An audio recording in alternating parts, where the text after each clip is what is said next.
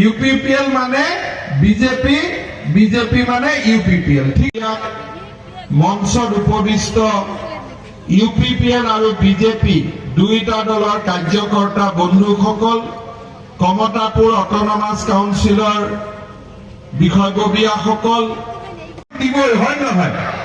আৰু আগত যত নাঙল ফাঙল যি আছিলে চবেই এবাৰ ট্ৰেক্টৰত উঠিব লাগে, হয়নে? চবেই ট্ৰেক্টৰত উঠিব লাগে যাতে আমাৰ বিটিআৰ অঞ্চলৰ উন্নতি হয়। खुंफुंनो गोनां बिधानसभानि उफ्रा बिसायख'थिनि थाखाय 28 नं गसाइगाव बिधानसभा बियाबाव जुथाइ सरकार बिजेपि, एजेपि आरो इउपिपिएलआ खौसे जानानै इउपिपिएलनि बिजाथि महरै बिथां जिरन बसुमतारीखौ बिसायख'थियाव फसंदों। बेखौ नोजोर लाखिनानै दिनै आसामनि गिबि मन्थ्रि डक्टर हिमन्त बिश्व शर्माया गसाइगावआव नुजाथिफैनानै जिरन बसुमतारीनि जानानै बिसायख'थि फोसावदिंदों। गिबि मन्थ्रिया फोसावदिं मेलाव बाहागो लानानै गावनि बिबुंथियाव बुङोदि बेरेखा दोलो कंग्रेसआ आरोबाव सरकार खुंफिननो हानाय नंला।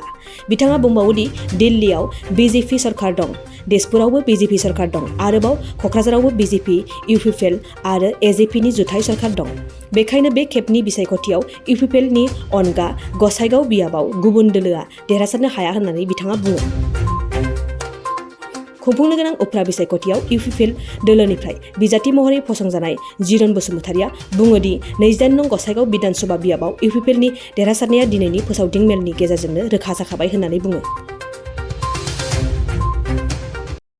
प्रथम निर्वाचनी सभा अनुष्ठित हल।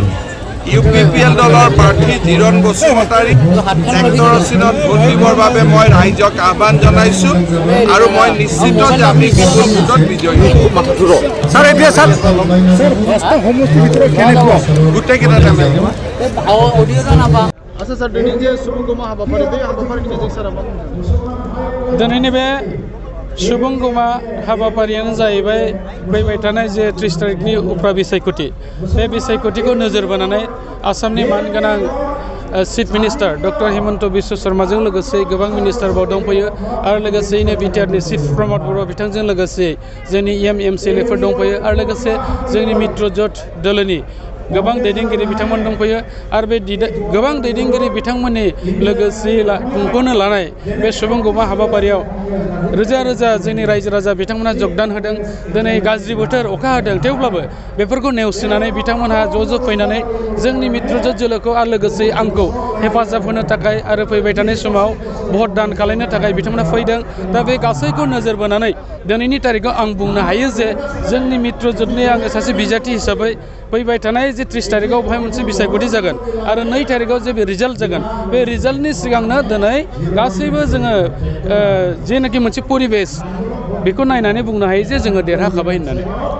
बे फैबाय थानाय जे बिधानसभा बिसायख'थि बे बिसायख'थियावहाय सारजों बबेबा हान्जाया फेक्टर जागोन नामा? दिनैनि तारिखआव आङो सासे मित्रजोटनि केन्डिडेट हिसाबै बुंनो नागिरो। बेवहाय जिखिनि दोलोफ्रा कम्पिट खालायदों बे दोलोफ्रा जोंनि खाथियाव फैनो हानाय बेबायदि मोनसेबो दोलो गैया होननानै सानो आरो नोंथांमोनानो नुखाबाय सारा बे गसाइगाव ओनसोलाव एबा 28 नम्बर समस्तियाव जेसेबां रायजो राजा दं टटाल भटनि 80% भट लानानै आङो हिउज मार्जिनाव देरहाना थांगोन आरो बेखौ दिनैनो आङो रोखा नोंथांमोननो फोरमायबाय रायजो राजाफोरनि सिगाङाव। रायजो राजाफोरनि अननाय, रायजो राजाफोरनि अनसायनायखौ लानानै आं गोबां भटआवबो देरहानो हागोन। फैबाय थानाय समाव सारा रायजो राजाफोरनिसिम मा होनो मेसेज होनो सानो? फैबाय थानाय समाव आङो 28 नम्बर समाजनि सिङाव थानाय रायजो राजा मानगोनां बिथांमोननिसिम बेखौनो खावलायनो सानदों जे बिथांमोना आंखौ जेरैबायदि देरहालांनायाव बिथांमोना सुजुग खालायनानै होगोन। दा बेनिखायनो आङो फैबाय थानाय समाव रायजो राजाफोरनि थाखाय गाहाम हाबा मावनो थाखाय ओंखारगोन। रायजो राजाफ्राबो जेबो जिंगासि नाङा, खालिबोल' बिथांमोना जेरैबायदि आंनो भट होनानै गोबां खस्थ' खालामनानै देरहाहोदों, जास्ट बिथांमोना आंखौ हेफाजाब खालायनांगौ खामानि दामानि मावनो थाखाय। जोंनि बे समस्थियाव गोबां माखासे मावख' हायै खामानि दं।